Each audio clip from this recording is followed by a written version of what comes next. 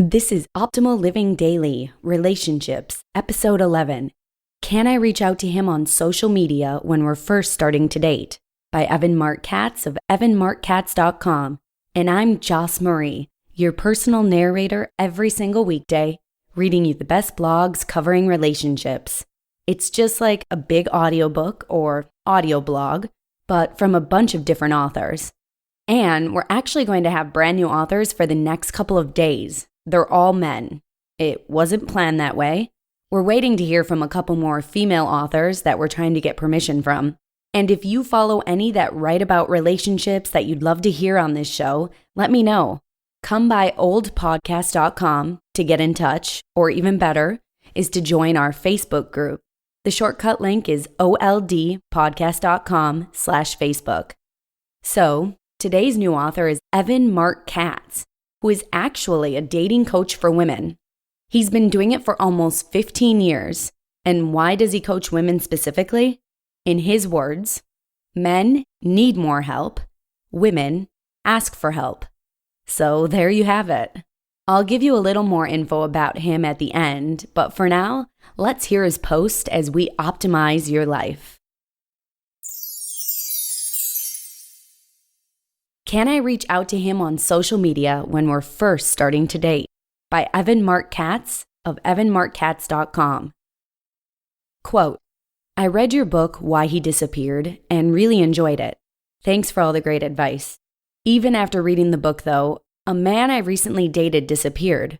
I was surprised because he even followed up with me after our last date to tell me what a great time he had. We were mutual friends before we started dating, and so we were already connected via Facebook, Twitter, etc. While dating, I would occasionally like his posts on social media, or maybe send him a funny article that I saw. I know that in your book you recommend against initiating contact during the dating phase of a relationship, but because the things he posted are public, and it's not as though I was texting him to set up a date, I assumed this form of contact would not take the fun of the chase away from him. Since he has stopped contacting me, though, I'm not so sure that I was correct in my assumption. Can you offer me tips on how I should be treating the people I date on social media? It seems pretty silly not to like a public post out of fear of coming across too strongly. Thanks again. Jill. Unquote.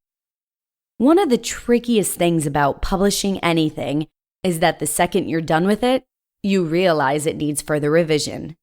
It never occurred to me that one of the main concepts in Why He Disappeared, called mirroring, would be as nuanced as it turned out to be. But evidently it is, which is why your question is a perfect opportunity for me to explain how to make mirroring work best for you. For the uninitiated, mirroring is designed for one purpose: to prevent women from chasing down men who are not interested in them. It is not a game. It is not a throwback to the 1950s.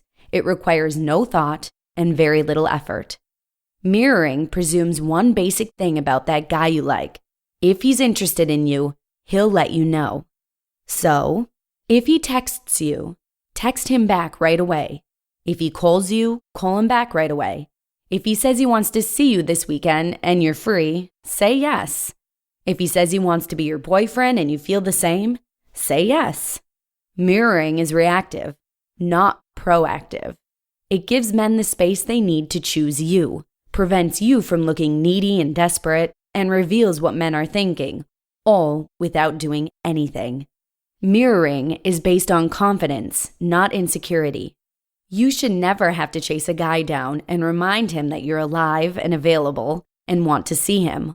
All you have to do is be warm, enthusiastic, and available when he reaches out to you. The primary exception to mirroring comes in the form of beta feminine men. Beta feminine men are often some of the best husbands out there, but they conduct themselves in a passive way, leaving women wondering how they feel.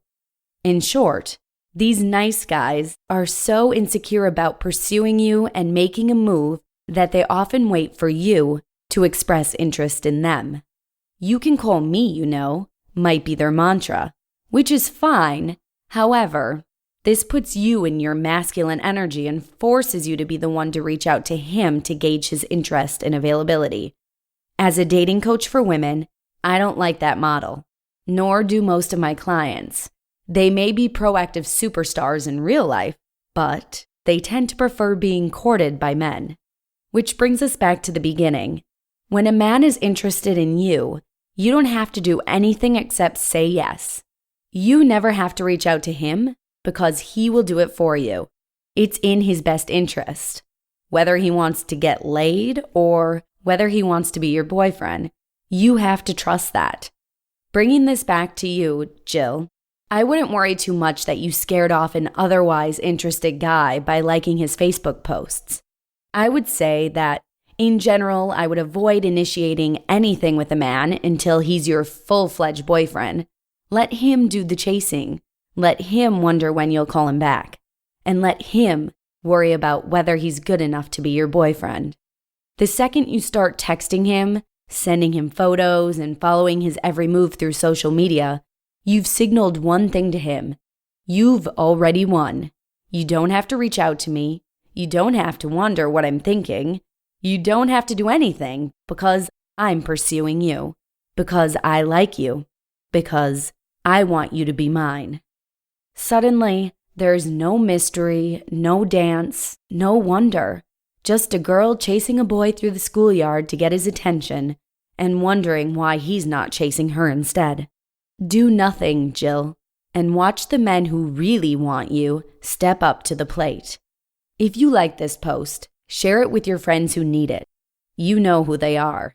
Women who aren't sure why he hasn't texted back, or whether he's going to call this weekend, or whether he wants to be exclusive. If you don't know where a guy stands with you, try doing nothing. If you never hear from him again, chances are he wasn't that interested to begin with. You just listened to the post titled, "Can I Reach Out to Him on Social Media When We're First Starting to Date?" by Evan Marc Katz of evanmarckatz.com. The post mentioned why he disappeared. That's one of the ebooks on his site. Evan has been helping singles find love since 2003. He started his blog in 2007 and has answered a ton of questions there and written a bunch of articles, many of which you'll hear right on this show. Before we go, if you follow any blogs that talk about relationships, it could be about friendship, dating, marriage, parenting, anything along those lines, and you'd like to have me read it to you, come by oldpodcast.com and let me know. Or, a better way to get in contact is to join our Facebook group. You can search for Optimal Living Daily Podcasts in Facebook, or the shortcut link is oldpodcast.com/Facebook. I hope you're having a great start to your week, and I'll be back on Tuesday with another new author for this show. So I'll see you there where your optimal life awaits. Hello, Life Optimizer. This is Justin Malik, creator and producer of this podcast, but also Optimal Living Daily, the show where I read to you from even more blogs covering finance, productivity, minimalism, personal development, and more from incredible bloggers like Derek Sivers, Zen Habits, Mark and Angel, The Minimalists, and all the ones you hear on this show too. So if you enjoyed today's episode and like taking amazing blogs on the go, come on over to Optimal Living Daily and subscribe to that one too. And together, we'll start optimizing your life. You've been listening to Optimal Living Daily. Be sure to hit the subscribe button to stay up to date on each new episode, and head to oldpodcast.com. That's OLDpodcast.com for a free gift, as well as more actionable tips and resources to help you maximize your potential. Thanks for joining us, and remember, your optimal life awaits.